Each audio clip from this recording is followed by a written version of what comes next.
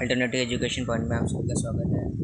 आज हम क्लास 8 का 8 समाज विज्ञान का क्वेश्चन पेपर डिस्कस करेंगे। उसकी टाइमिंग की बात करें 2:30 आवर्स की टाइमिंग होती है और मैक्सिमम मार्क्स ये 60 होते हैं। यहाँ पे सामान्य देश तो जो आपका क्वेश्चन पेपर है और आपको प्रश्न पत्र को हल करने से पहले ये सामान्य देश इसको आराम से पढ़ लेना चाहिए ताकि सारी चीज़ें समझ में आ जाती हैं। देन उसके बाद ही क्वेश्चन को अटैम्प्ट करना चाहिए। यहाँ पे कुछ दिए हुए प्रश्न हम बात करते हैं। खंड आ में है जो यहाँ पे क्या है बहुविकल्पी प्रश्न है। बहुविकल्पी प्रश्न है तो हम लोग जैसे हैं कि संविधान के निम्नलिखित में से किसे अंतरात्मा कहा जाता है। संविधान के अंतरात्मा किसको मौलिक अधिकार को कहा जाता है। और सेकेंड, दीपक को भाषण देने से रोका जाता है। बताइए कि दीपक किस मौलिक अधिकार का हनन हो रहा है। आपको पता है मौलिक अधिकार या फंडामेंटल राइट्स दे रहे तो किस राइट का यहाँ पे उसका हनन हो रहा है वो हमें यहाँ पे बताना है। तो संविधान को प्यार का स्वतंत्रता का अधिकार, समानता का अधिकार और शोषण उसको मतलब क्या स्वतंत्रता नहीं है उसको यहाँ पे क्या है तो क्या है स्वतंत्र। इसका आंसर है स्वतंत्र नहीं मौलिक उसको देने से रोका। क्वेश्चन नंबर 3 को देखेंगे हम। निम्नलिखित में से कौन सा देश धर्मनिरपेक्ष है। इसमें से बताना होगा जहाँ पे सभी धर्मों को समान समझा जाए उसी को क्या कहेंगे धर्मनिरपेक्ष कहते हैं। तो इसका आंसर हो जाएगा डी। तो गवर्नमेंट ऑफ इंडिया एक्ट का पारित हुआ था तो इसका हो जाएगा इसका आंसर हो जाएगा बी। 1909 में पारित हुआ था। तो आपको 6 अब ये नेक्स्ट में बताना है कि सही मिलान करना है। तो सही मिलान को मतलब प्राथमिक है। आपको पता है जो प्राथमिक जितनी भी एग्रीकल्चर से आ जाती है तो क्या हो जाएगा मतलब से प्राथमिक है। और निम्नलिखित में कौन सा देश चावल उत्पादन की श्रेणी में आता है। जो सबसे ज़्यादा चावल उत्पादन होता है वो बताते हैं। आपको होता है सबसे ज़्यादा चाइना में सबसे ज़्यादा चावल का उत्पादन करता है। फिर दूसरे नंबर पे भारत आ जाता है। तंजानिया किस महाद्वीप का हिस्सा है। तंजानिया में बताना किस महाद्वीप का हिस्सा है। तो किस महाद्वीप का है अफ्रीका महाद्वीप का हिस्सा है। तो निम्नलिखित में से कौन सी विधि तीव्र दालों पर अपर्दन के लिए सर्वाधिक होती है। मतलब तीव्र उसको हम बचा सकते इसमें से हो जाएगा इसका आंसर बी। और असंगत की पहचान करिए। असंगत की पहचान करना है तो इसको बताना है कि क्या हो जाएगा पेट्रोल कोयला प्राकृतिक गैस ये सभी क्या हैं लेकिन सौर ऊर्जा क्या है इसमें असंगत है तो इसका जवाब सी। नीचे यहाँ पे आपको जैसे नीचे दो कथन दिए उसमें से आपको पढ़ना है। जैसे जल एक नवीकरणीय संसाधन है। पृथ्वी पर ये कथन है क्वेश्चन 2 पृथ्वी पर अधिकांश मात्रा में जल अनमनीय है तो इसमें से बताना है कौन सा आंसर सही होगा। तो इसका आंसर क्या हो जाएगा इसका आंसर होगा सी। इसमें मतलब कथन सही और कथन गलत है।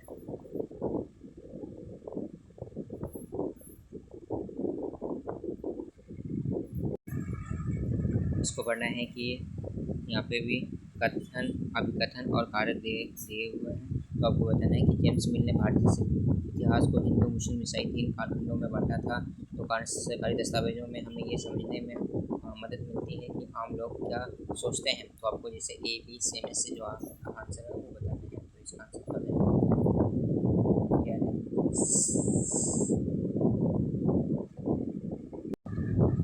इसका आंसर हो जाएगा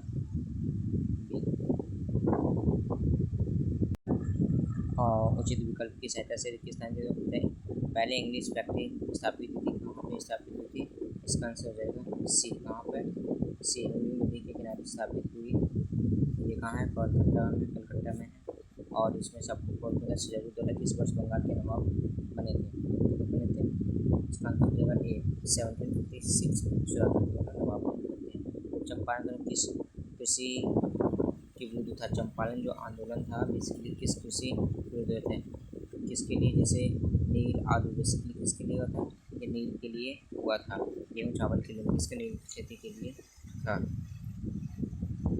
और निम्नलिखित में से मतलब शेर ए मंसूर कहा जाता है किसको कहा जाता है अलीवर्दी खान को कहा जाता है। टीपू सुल्तान किसको कहा जाता है टीपू सुल्तान को कहा जाता है। आपका MCQ था बहुत प्रश्न थे जो आपने देखे हैं। और यहाँ पे खंड हो जाता है। यहाँ पर आपको क्या करना है सभी प्रश्न जैसे श्री रंगपट्टनम की आखिरी लड़ाई के परिणाम क्या निकले 2 नंबर का है या तो वो करे या तो ए या बी में से कोई 2 में से किसी एक को करना है 2 मार्क्स का होगा।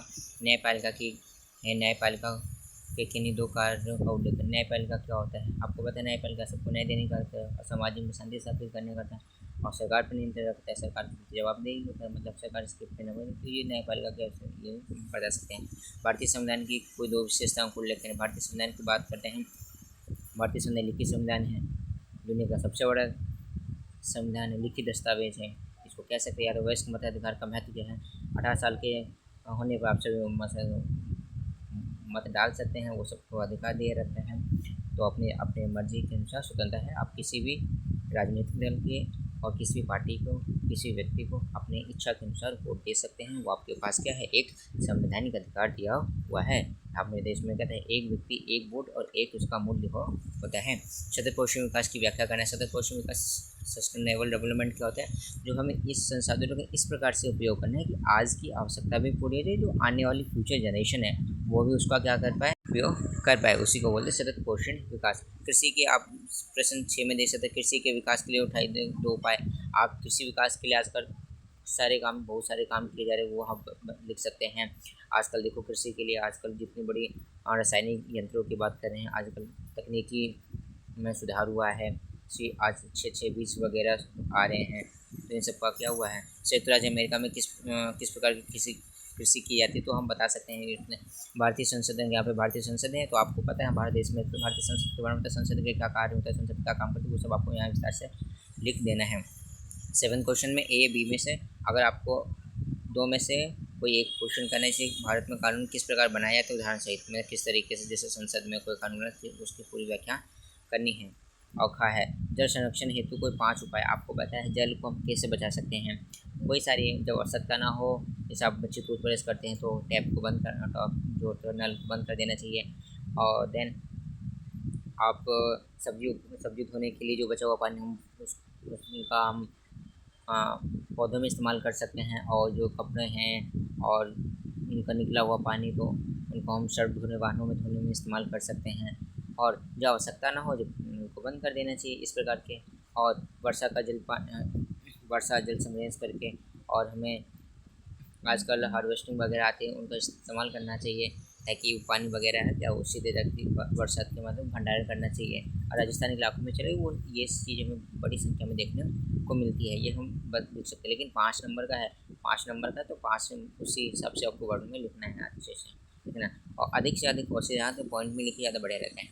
9वां प्रश्न में जैसे जनहित याचिका का उदाहरण सहित विश्लेषण करना है, और बी है स्वतंत्र न्यायपालिका का महत्व बताना क्या है। तो जो आजकल हमारे न्यायपालिका है उसका महत्व क्या है बहुत ज़्यादा, उसको बताना, क्योंकि संविधान को स्वतंत्र, ये न्यायपालिका स्वतंत्र किसी सरकार या किसी पार्टी सरकार, मतलब सरकार का इस पर कोई स्वतंत्र निरपेक्ष करती है, और हमारे क्या है तो इसको विशेष शक्ति भी प्रदान की गई हैं। और जैसे हमारे सुप्रीम कोर्ट का कहीं भी हो उसका फैसला क्या मानो, जैसे हमारी सबसे बड़ी अदालत कौन है? सुप्रीम कोर्ट, जो दिल्ली में, नई दिल्ली में स्थित है, उसके फैसलों को सबको सम्मान करना पड़ता है, सबको मानना ही पड़ता है, तो इसलिए क्या सर्वोच्च है न्याय, और किसी भी वो भेदभाव भी नहीं करता है, इसलिए क्या इसकी महत्व बताना वो कैसे क्या रोल निभाती है। और आपको पता है किसी भी लोकतंत्र में सफल होने में अगर न्यायपालिका स्वतंत्र और निष्पक्ष होगी तभी वो लोकतंत्र वहाँ पर अच्छे से स्थापित हो पाएगा या निभा कर पाएगा। आप हम देख सकते हो हमने 1947 के बाद अभी भी लोकतंत्र हमारे यहाँ किस तरीके से अच्छे से चला, तो आपको वो लिखना है। खंडगाम में आपको बताना केस स्टार्ट है, मतलब केस आधारित प्रश्न है, तो आपको बताना है कि अब ये बहुत आसान होता है। आपको यहाँ पे क्या होता है, नीचे दिए हुए प्रश्नों को पढ़ना होता है, और इस पैराग्राफ को पढ़ने के बाद नीचे दिए हुए क्वेश्चन को आंसर देना होता है। जैसे रिजर्वेशन के किसी एक प्रकार का उल्लेख के आपको इसका आंसर इसी पैसेज में मिल जाएगा। दूसरा प्रश्न है कि जनगणना कितने सालों में की जाती है, तो जनगणना यहाँ पे दे रखी होगी कितने सालों में की जाती है, वो आप इसमें इसको पैसेज को पढ़ें, देन उसके बाद उसको आंसर दें। अंग्रेज सरकार ने देश को विभिन्न इलाकों का सर्वेक्षण क्यों किए थे, वो इसको जैसे पढ़ना है। जैसे यहाँ सर्वेक्षण प्रणाली, वैज्ञानिक, पुरातात्विक, मानवीय, इस प्रकार के सर्वेक्षण किए थे। निम्नलिखित अनुच्छेद को पढ़कर पूछे गए प्रश्नों के उत्तर देने, समिहित का विचार करना है, सहमति का विचार करना है। आपको जैसे लोकतंत्र का क्या अर्थ है, लोकतंत्र के पीछे मूल सोच क्या होती है, सहमति का विचार, लोकतंत्र का प्रस्तावना बिंदु, जो प्रस्तावना बिंदु होता है उसका कथन की व्याख्या करनी। जैसे पहले हैं 1 मार्क्स हैं, दूसरे 2 मार्क्स के हैं।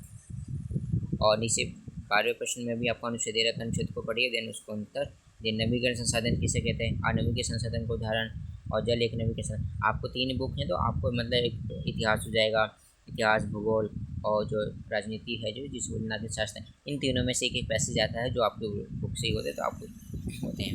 और ये एक भी यहाँ पे एक अनुच्छेद दे रखा है। बेसिकली यहाँ पे 3-4 आपको देख सकते हैं अनुच्छेद हैं। इतिहास से आगे ईस्ट इंडिया कंपनी के बारे, ईस्ट इंडिया कंपनी को व्यापार का चार्टर किसने दिया था, और ईस्ट इंडिया कंपनी का व्यापार के चार्टर द्वारा कहाँ व्यापार के एक अधिकार मिल गया था। ईस्ट इंडिया कंपनी का व्यापार, जिसे आप देख सकते हो कितने हैं पैसेज हैं, 10 से लेकर सारी। अभी तक आपको क्या है पैसेज बताने, जैसे 10वां प्रश्न नंबर 10, 11, 12, 13, ये अब है वहाँ तक आपको दे। लेकिन 14 में आपको क्या करना है, 14 में आपको क्या था कि आपको मैप दे रखा हो, तो मैप में ही आपको आंसर फिलअप करने होते हैं। भारत की मानचित्र रेखा के अनुसार इन्हीं 5 चीज़ों से सूरत बताना। सूरत कहाँ है, अहमदाबाद, वो हाँ गुजरात के अंदर है सूरत। हैदराबाद कहाँ है, आंध्र प्रदेश के अंदर है, साउथ में। बक्सर उत्तर प्रदेश में, मतलब उत्तर प्रदेश में। पुणे महाराष्ट्र में। मद्रास चेन्नई की राजधानी जिसे बोलते हैं, चेन्नई की राजधानी, चेन्नई खुद एक राजधानी किसके, तमिलनाडु की। बताइए, आपको 5 बताने के 5 बताने आराम से बता सकते हैं।